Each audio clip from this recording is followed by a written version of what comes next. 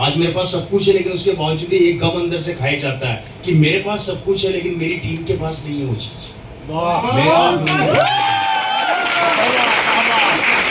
मेरे पास मेरा गम नहीं।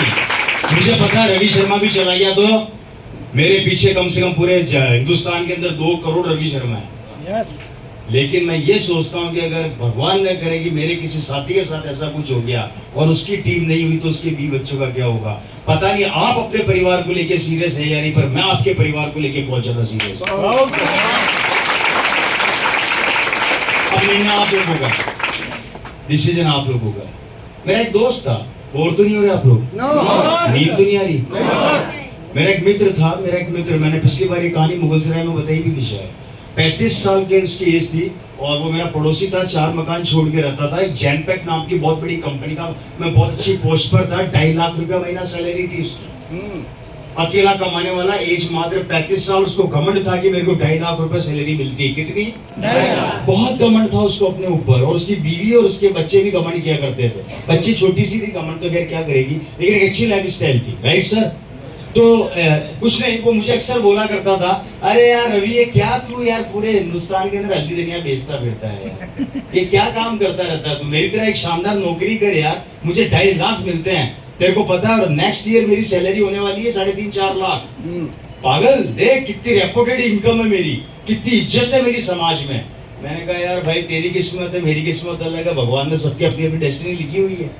तू नौकरी कर, तुझे नौकरी में खुशी मिलती है और मुझे समाज सेवा में खुशी मिलती है, इसलिए मैं समाज सेवा कर रहा हूँ। पैसों की जरूरत तो भगवान की दया से है नहीं करूंगा तो भी आना है। Right sir? yes, sir. बात हो रही थी, ऐसे ही हो रही थी। अगले दिन भाई साहब सोए और सुबह उठे ही नहीं। भाई साहब को सैलेड अटैक आया रात को, और एक सिंगल अटैक के अंदर,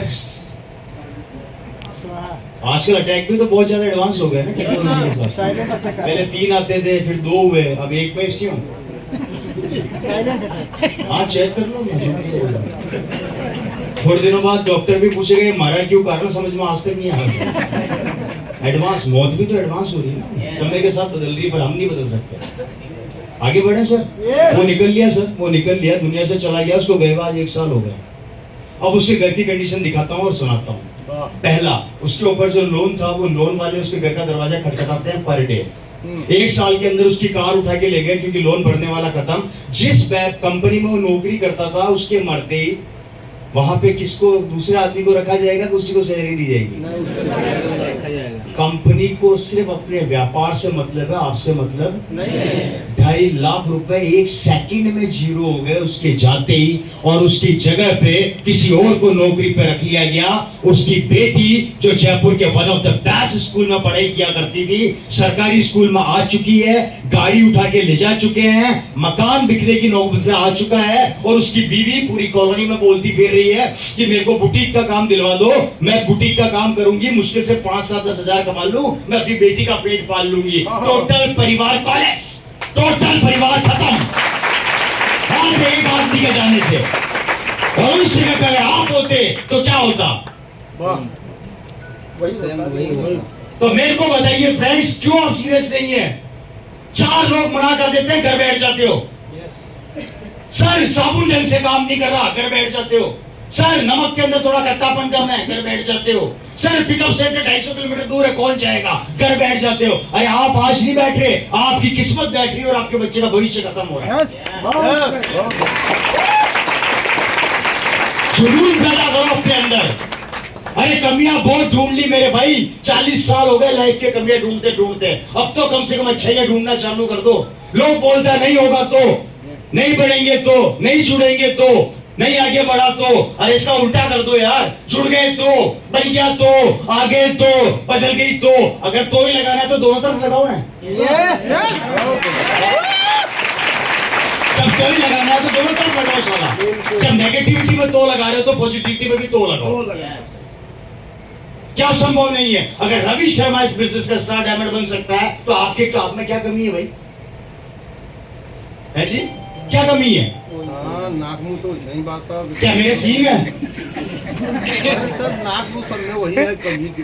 बस मेरे क्या सींग निकले हुए हैं, पूंछ निकली हुई है भाई साहब।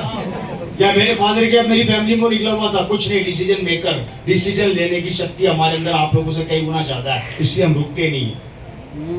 आज की तारीख में अगर मैं 30 के 30 दिन घर में सोता रहूं ना मेरे भाई, तो मेरे पास इतना पैसा आता है जितना आप सोच नहीं सकते, आगे बताऊंगा। लेकिन उसके बावजूद भी मैं महीने के 15 दिन काम करता हूँ। आज घर से निकले हुए मुझे 5 दिन हो गए और 5 दिन लगातार ट्रैवलिंग कर रहा हूँ। कल की रात की कहानी बताऊंगा तो दिमाग खराब हो जाएगा। बताएं सर। सुन लो, अगर आपको सुननी है तो सुनाई देता हूँ। ट्रेन भाई साहब रिजर्वेशन करवाया मैंने, कहाँ से? सुल्तानपुर से। सुल्तानपुर मीटिंग खत्म होते ही तुरंत मेरे को ट्रेन नहीं मिली, ट्रेन छूट गई।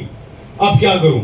मुझे चौराहे पे लाया गया, वहां पे एक बस खड़ी थी, उस बस में मेरे को बिठा दिया, वो भी यूपी की शानदार बस, विदाउट एसी। सीट नहीं मिली, पीछे की एक सीट पर जैसे तैसे घुस के बैठ गया। अब वो बस कड़ वो साली पूछा ले धाड़ धाड़। मैंने कहा ये क्या हो रहा है? मैं जाते जाते मेरे सारे अस्थि पंजे ढीले हो जाएंगे। बस आधे रास्ते पहुंची, बस खराब। 1 घंटा बाद पसीने के अंदर पसीना बहा रहा हूँ, खड़ा खड़ा है, बाप रे कोई तो आ जाओ। एक बेचारा ई रिक्शा वाला आ रहा था, वो सवारियां भर गया। मैंने कहा भाई साहब क्या हुआ? यार बस भाई साहब जौनपुर जा रहा हूँ, जौनपुर पड़ता है बीच में। बोला जौनपुर तक छोड़ दूंगा। मैं कितने रुपए लेगा? बोला 50 रुपए। मैं कहा 100 दूंगा, तू पहले मेरे को ले चल। उसने बोला सर बिठाऊंगा। मैंने कहा मुझे नहीं पता, तू कहीं पर भी बिठा। मैं अपना बैग, अपना मेरा जो ट्रॉली बैग था उसको सीने पर रख के उसके आगे वाली सीट पे यूं बैठ गया, इधर मुंह करके। रिक्शा यूं जा रहा है, मैं यूं बैठा हूं। चलने दे। जौनपुर उतरा, उतरते ही वहां एक बस खड़ी, वाराणसी वाराणसी वाराणसी वाराणसी। मैंने कहा वाराणसी, बैठ जाओ। वही यूपी बस, फिर बैठ गया। इधर फोन पे फोन आ रहे हैं, सर कहाँ पहुंचे? अरे सर का पहले दिमाग खराब हो गया। और मुझे पता नहीं कौन कौन फोन कर रहा। अब मैं किसी से बात नहीं कर रहा, कैसे कर रहा मुझे अभी भी नहीं पता। आप में से किस किसका फोन है? मैं फोन किया था, तुमसे सर बनारस आ गए आप? नहीं। पता नहीं किस, मैं उस समय मेरा पारा चढ़ा हुआ था। अब इधर फोन बजे, इधर हाथ में बैग। फोन निकालूं या बैग निकालूं? बैग छोड़ूं तो फोन में, फोन निकालूं तो बैग गिर जाए। अब ये साला रुक नहीं रहा। वो बगल में बोल रहा भाई साहब थोड़े उधर हो ना। मैंने कहा बाहर बैठता हूं।